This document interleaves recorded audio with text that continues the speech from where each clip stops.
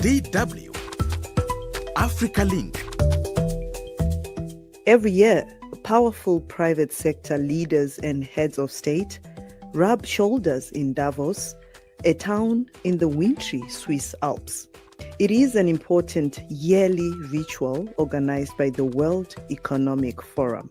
This year, discussions on trade, tariffs, artificial intelligence, and of course, new American President Donald Trump took center stage. President Cyril Ramaphosa of South Africa led a delegation to Davos to increase visibility for his country's economy. But does Davos really help Africa's economic prospects, especially considering African resources or economic policies are rarely in the spotlight? Or does Davos provide a legitimate opportunity to change economic perceptions of the continent? That's what is coming up.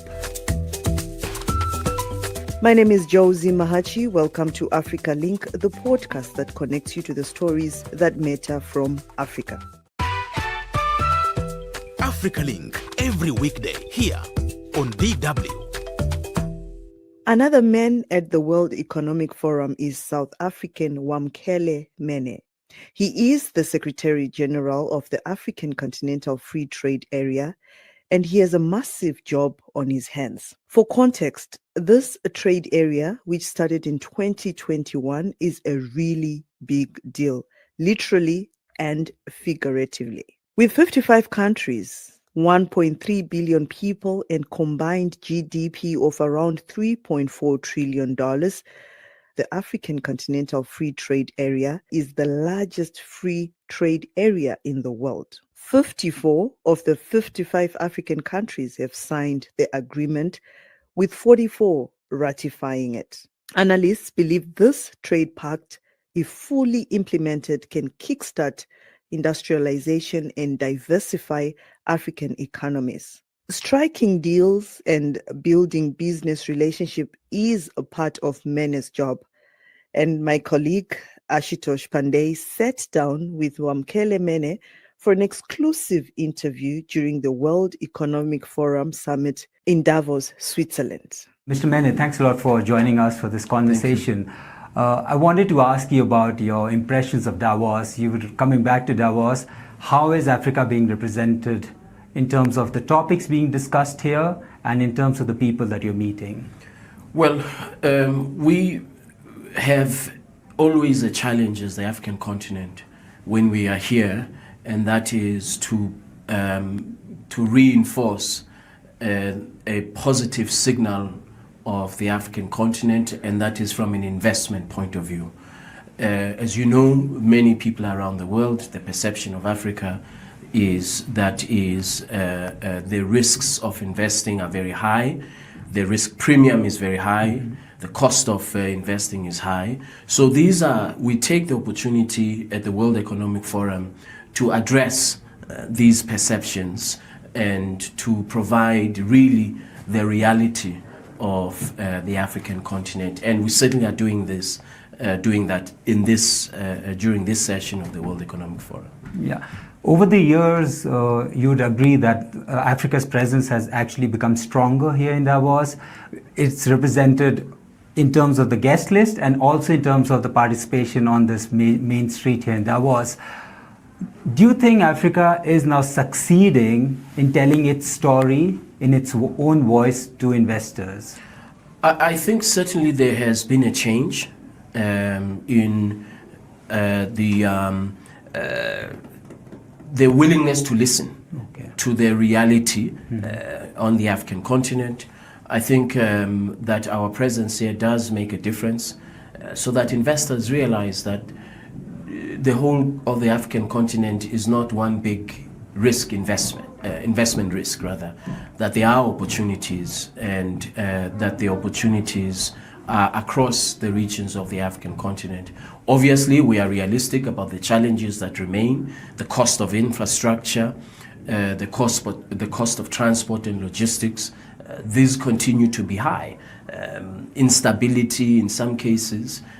So we recognize fully that we have these specific challenges, but I think overall the risk perception is not matched by reality. Exactly. Yeah. One of the the big elephant here this time around at the WEF has been Donald Trump. He's come back into the White House.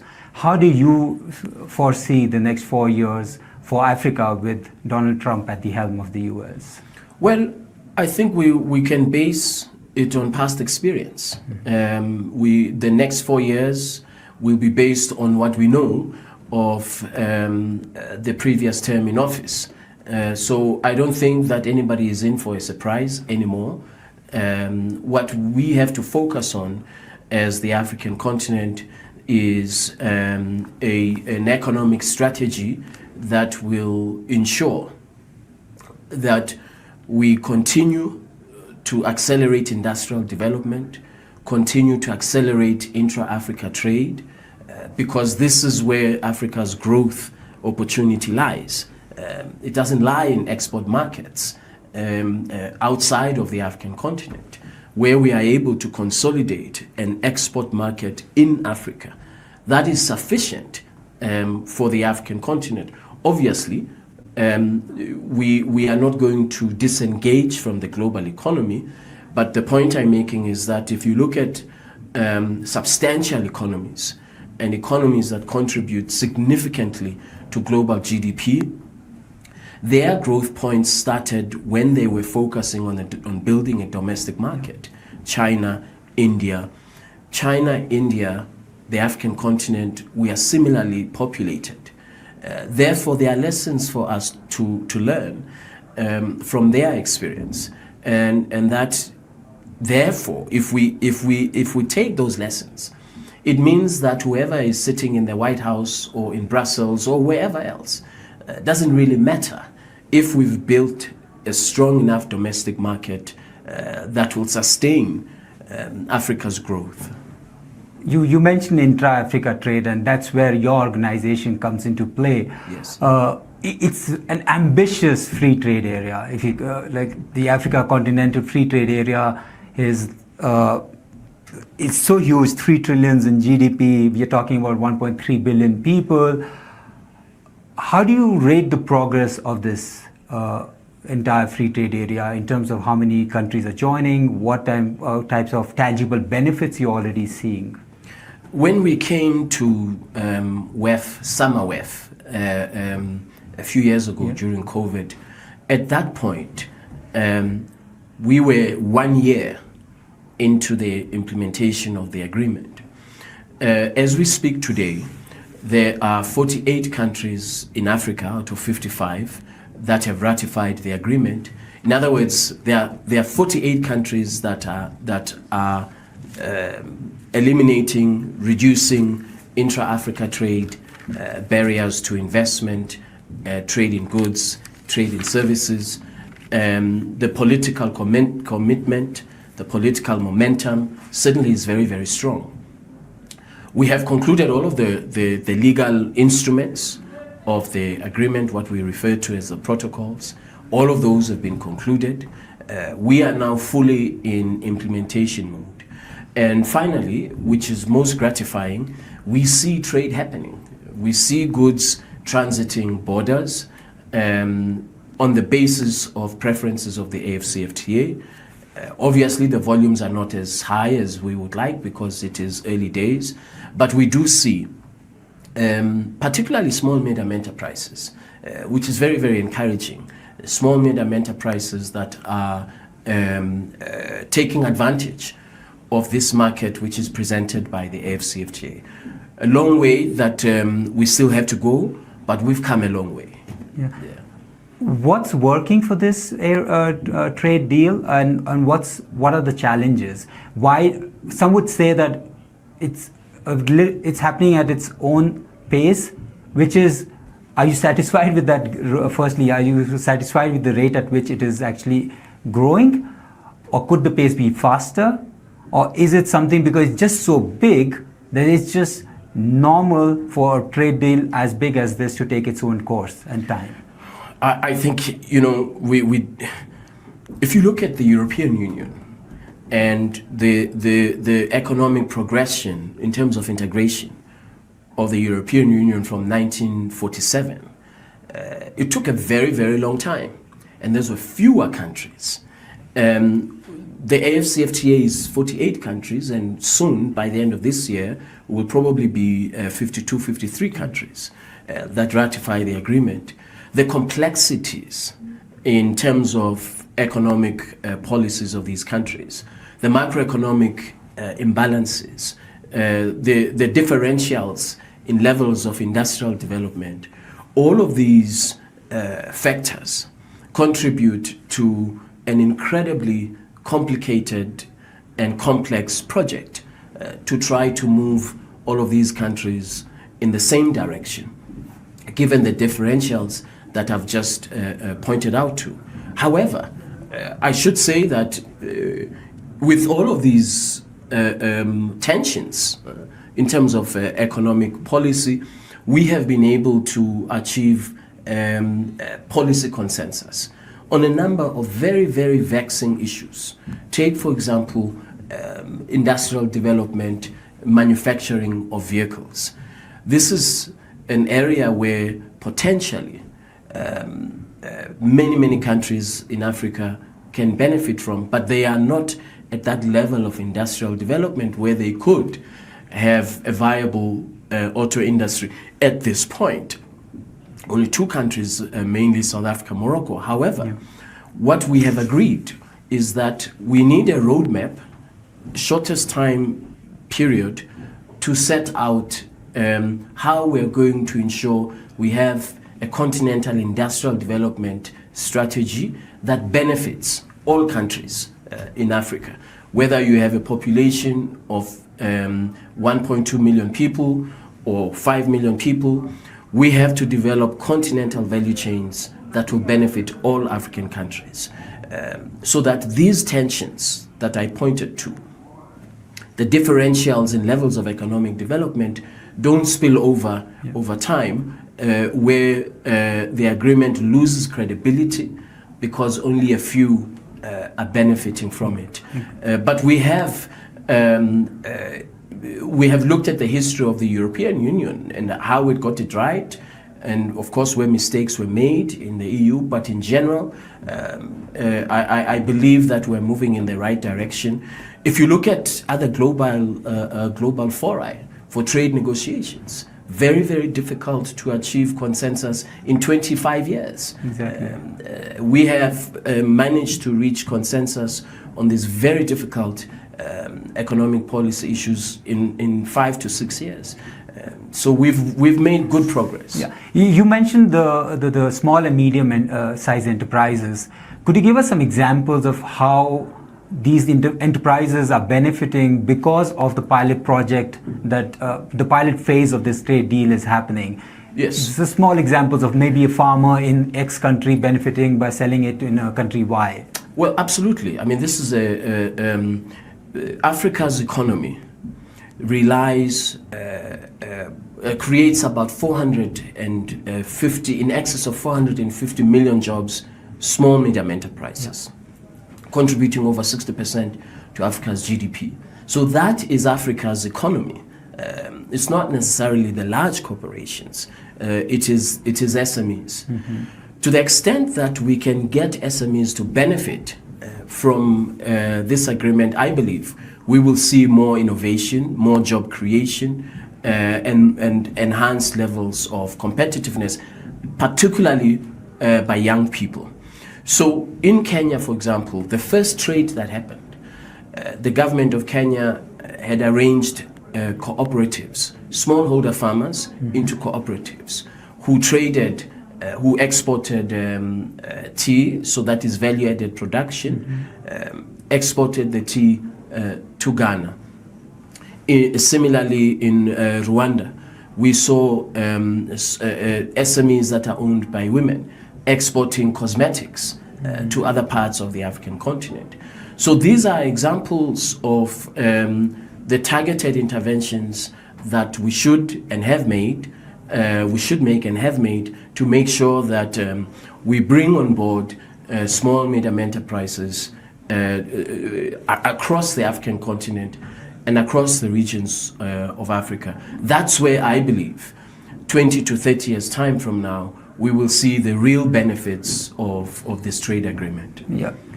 You touched upon this, the fact that Africa would like to rise up the chain, the value chain, so to speak, and there's been a lot of discussion around that it can't just be a source for raw materials and that companies need to come and build in Africa, produce in Africa, for Africa and also for export markets.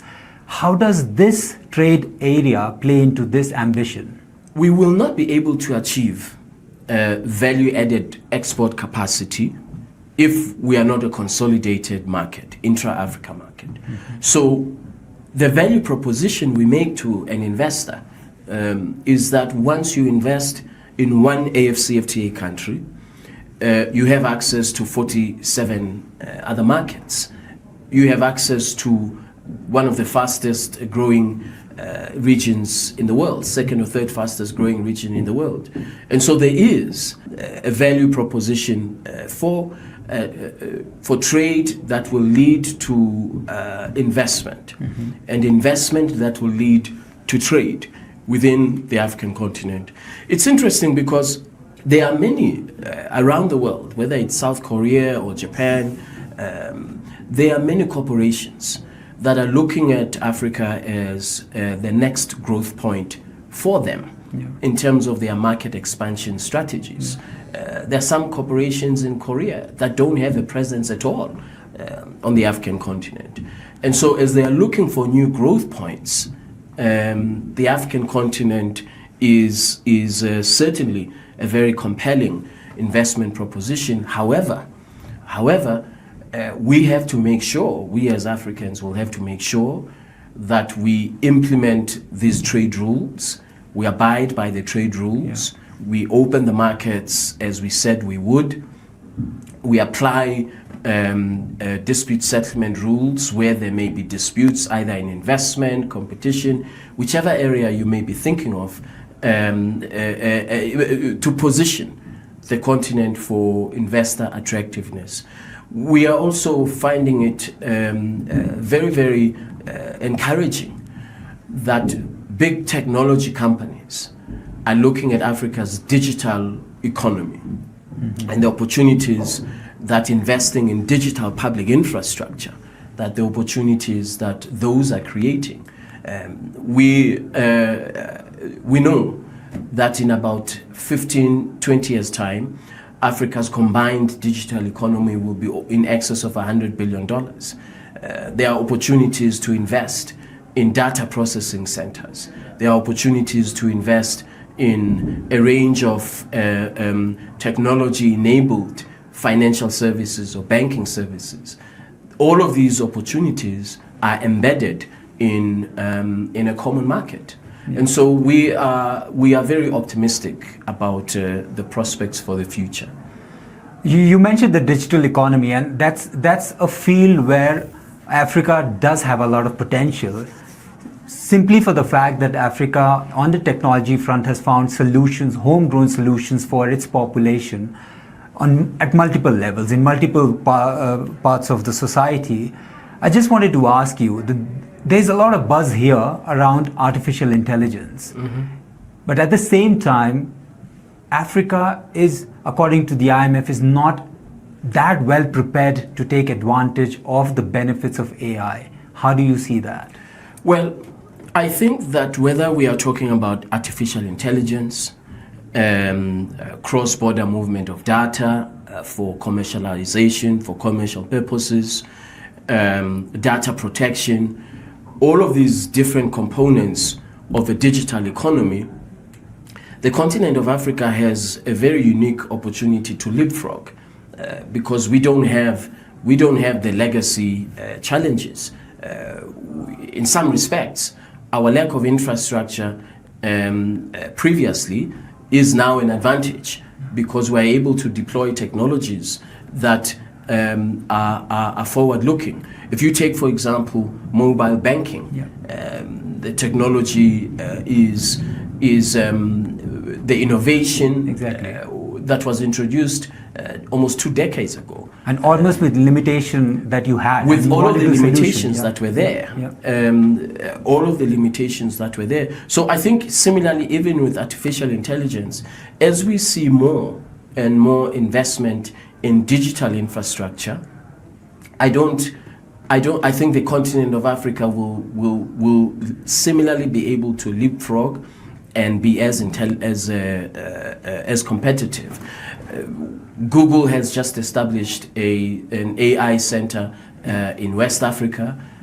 So clearly there's an advantage to being on the African continent, whether we are talking about, as I say, artificial intelligence, or indeed if we're talking about cross-border movement of data, data protections, digital public infrastructure, digital identities, all of these various components of a digital economy, I believe we are well poised to take advantage of them. Are you concerned that artificial intelligence could widen the inequality that exists between regions around the world, given that fact that a certain region is attracting much of the investments into artificial intelligence and some regions are being left out? Absolutely. I think that if we are not careful, if we don't develop the appropriate regulations, we will see that race to the bottom, if I can call it that, in terms of investment for AI.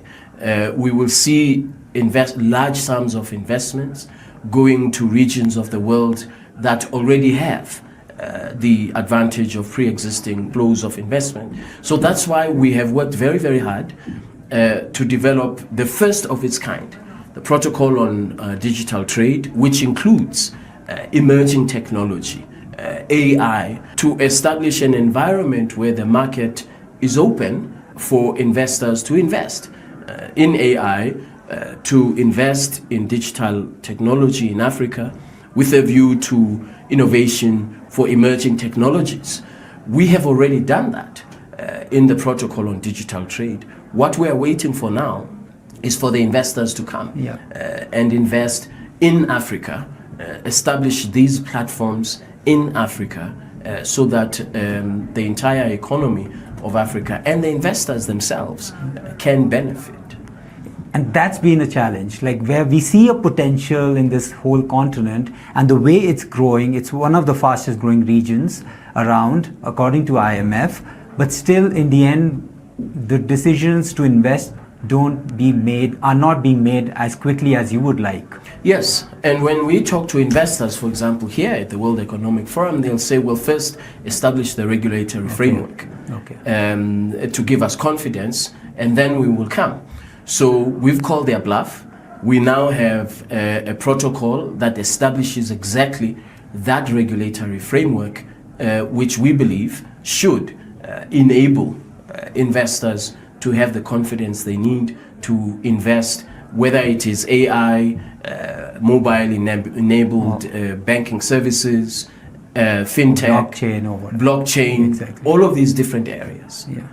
Lastly, I just wanted to get your outlook for the economy, the African economy in 2025. How do you see it develop from here? Well, I think a large part of that will depend on what happens with the United States.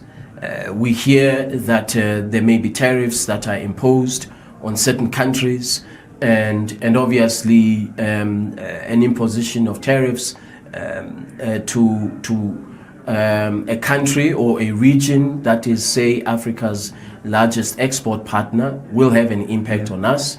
The general state of the of global trade, if we see a rise in protectionism, if we see a rise in investment protectionism, the state of not just Africa's economy, but the state of the global economy is not positive at all. It is not good to be trade protectionist. It's not good for the country imposing the tariffs.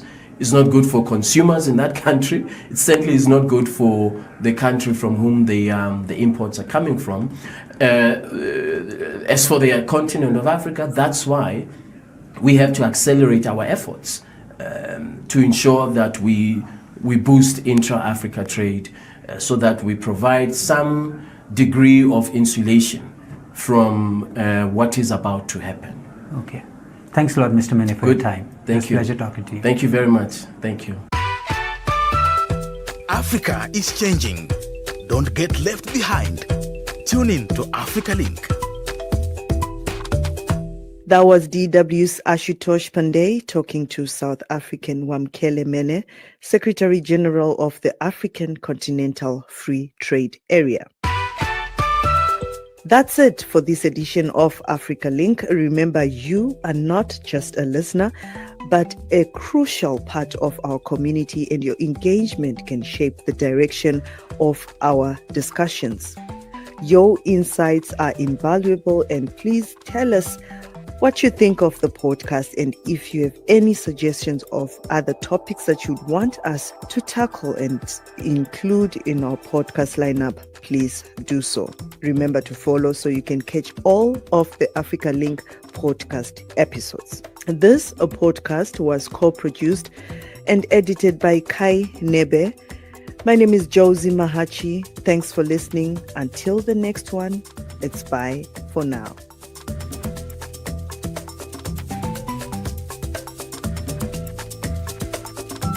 DW. Made for minds.